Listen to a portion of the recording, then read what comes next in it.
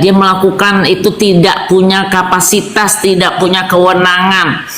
Baru caranya pun dengan cara-cara yang tidak tidak fair. Kalau memang dia ingin mengedukasi masyarakat, dia kan bisa bicara produk-produk yang liar di impor-impor yang nggak ada BPOM-nya itu dia laporkan segera. Mana dia punya prestasi melaporkan produk-produk impor yang tidak berkapasitas, tidak punya izin-izin BPOM-nya dan tidak yang merusak, itu tidak dia lakukan. Yang dia lakukan hanya persaingan skincare yang saling menghancurkan. Betul, Dan Bu. kemudian ada orang-orang lain, ini udah kayak mafia skincare saya sampaikan, karena ada yang mereview, kemudian ada yang mengejek-ngejek, yang punya follower banyak menghancurkan ini. Saya paling kasihan, ini kan adalah produk lokal, tapi kita dihancurkan oleh kita sendiri, sehingga UMKM kita tidak berkembang. Jadi saya sangat sedih dan sangat prihatin terhadap ini. Dan kemudian dimintain duit bukan main-main lagi, miliaran, gila banget gua bilang. Ya seperti ada di Makassar itu ya, ada melanggar, dia punya unsur, laporkan aja polisi, kan proses hukum. Misalnya ada produk lain yang memang yang yang unsurnya nggak benar, laporkan polisi, laporkan POM akan memproses di kepolisian. Ini kan saya sudah menyatakan Polda Metro Jaya sudah benar memproses ini. Jadi jangan lagi ada hal-hal begini yang menjatuhkan semangat UMKM kita yang sebetulnya ingin membangun skincare kita yang terbaik. Dan itu buatlah persaingan yang sehat. Demikian saya tidak mau lagi ada hal-hal begini. Betul, Bu. Saya setuju, Bu Elsa. Terima kasih Bu Ani, Pak Dedi, Pak Dodi. Karena ini adalah Bu Elsa, Bunda Elsa Syarif, terima kasih. Ini betul-betul persaingan bisnis, Bu Elsa, menjatuhkan satu sama lain secara jahat. Kasihan. Jadi produksi Indonesia ini hancur. Kita nggak ada yang bisa maju. Hancur. Masyarakat lokal tidak percaya, apalagi masyarakat internasional, karena dihancurkan oleh mereka para dokter itu sendiri, Bu Elsa.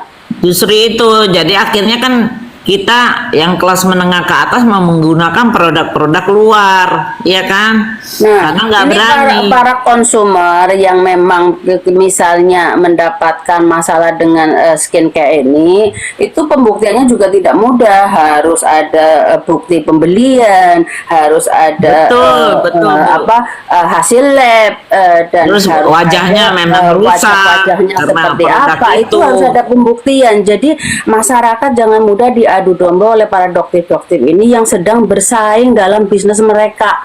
Kalau dokter ini bukan pemilik produksi skincare, bisa dipercaya, tapi mereka adalah pemilik skincare itu sendiri. Jadi di sini jelas persaingan. Selain pemilik, Bu, dia juga ambasador dari suatu produk. Jadi produk yang satu dibagus-bagusin, produk yang lain dijelek-jelekin, dan jelek-jeleknya juga dengan tidak sopan lagi.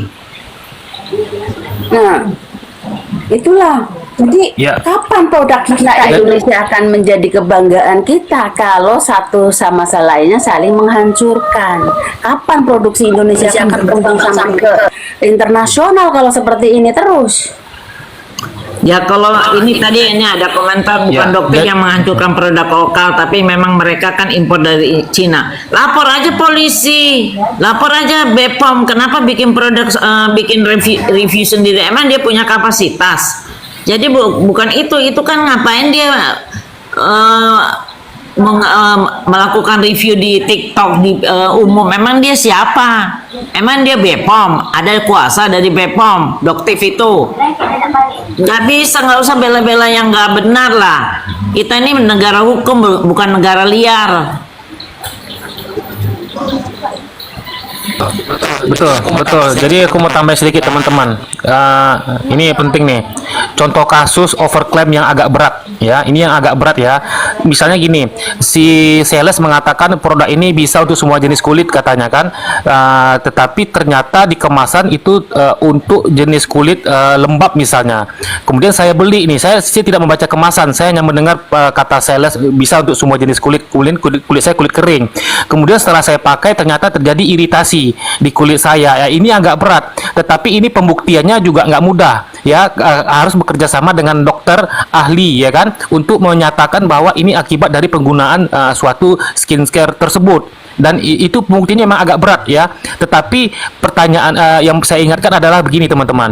Apapun cerita dari seorang salesman meyakinkan kita dengan cara apapun, muluk-muluk, satu yang saya ingatkan, kembali lagi ke kemasan. Baca kemasan dengan teliti. Apakah di kemasan sesuai dengan apa yang dipromosikan ya. Kalau misalnya berbeda, berarti yang dipromosikan itu tidak benar. Itu kata kuncinya. Karena Bang Jaka sudah ada tadi Abang bacakan kewajiban daripada konsumen. Benar kan Bang Jaka? Bahwa konsumen juga salah satunya wajib membaca apa yang telah tertulis di kemasan. Karena apa? Karena undang-undang ini sudah membaca.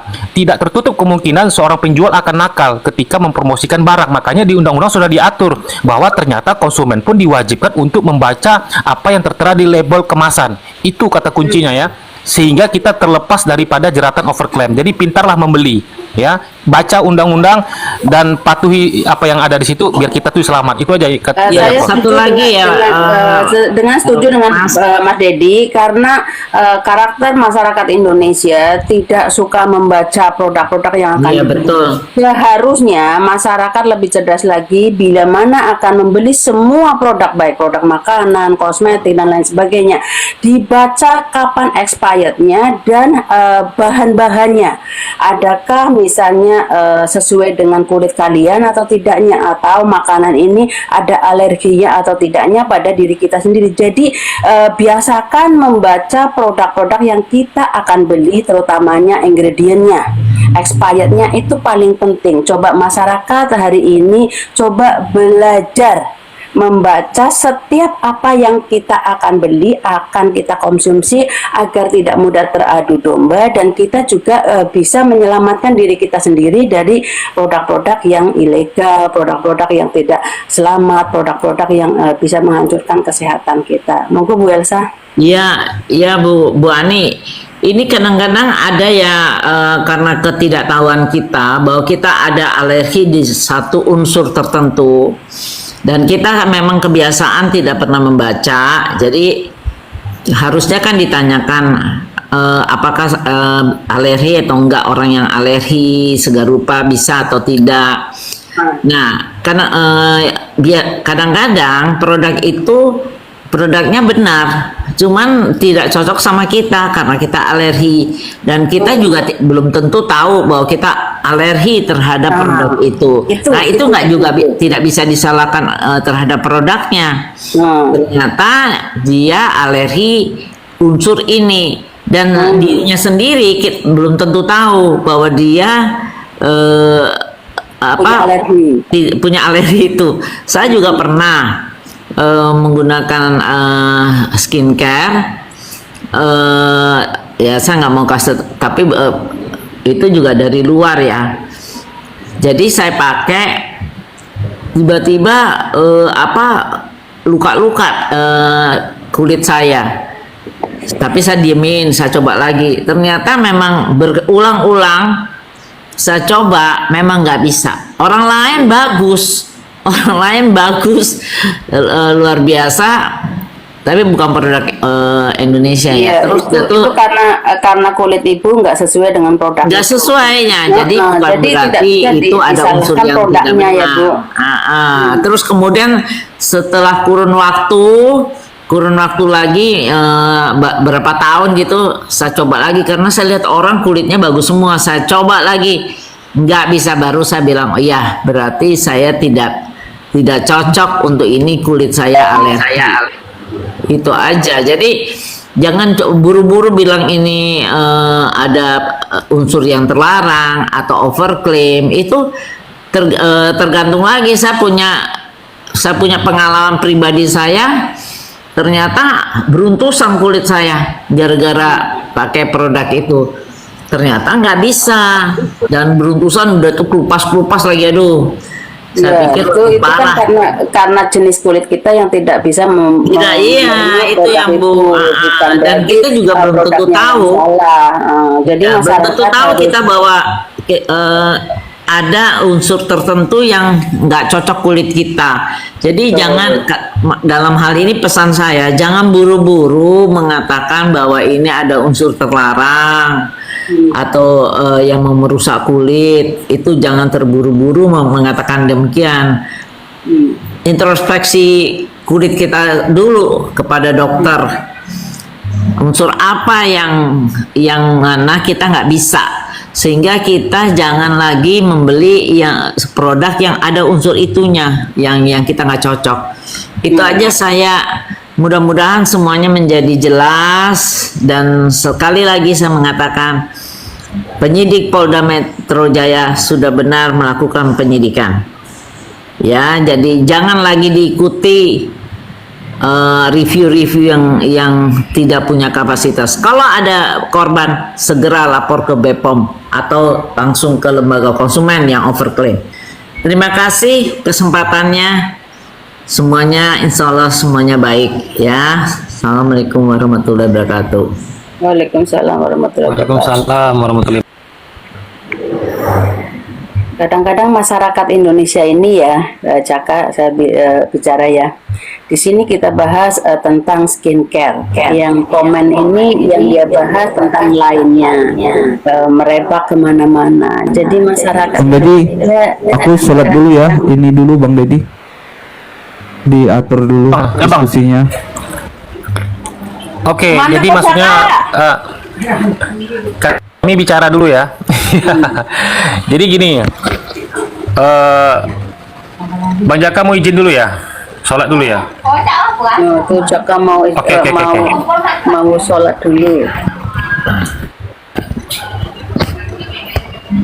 Ya, jadi ini jaringan agak lelet masyarakat nih. Indonesia kalau misalnya menggunakan skincare yang misalnya mengakibatkan kulit kita bermasalah, itu jangan ujuk-ujuk Silakan, menyalahkan produknya. Ibu Ani. Tapi apa namanya, mungkin jenis kulit kita tidak bisa menerima produk itu. Jadi kita harus berpedoman dengan apa yang legal di negara ini, yaitu BPOM. BPOM selalu mengeluarkan produk-produk yang misalnya berbahaya, baik obat-obatan maupun produk-produk skincare. Itu harus rajin-rajin membaca apa saja yang sudah dikeluarkan oleh BPOM, bahwa ini ada kandungan berbahayanya dan lain sebagainya. Jadi jangan percaya dengan orang-orang yang sedang bersaing dengan bisnis yang akhirnya merusak produk-produk bangsa ini. Harapan Oke. Indonesia